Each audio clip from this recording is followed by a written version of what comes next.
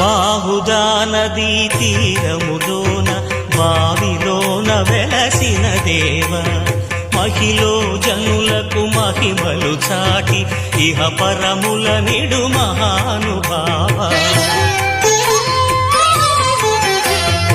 ఇష్టమైనది వదిలిన నీకడ ఇష్ట కామ్యములు తీర్చే గణపతి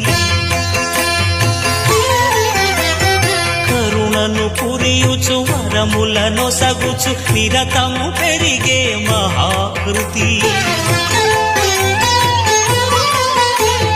సకల చరాచర ప్రపంచమే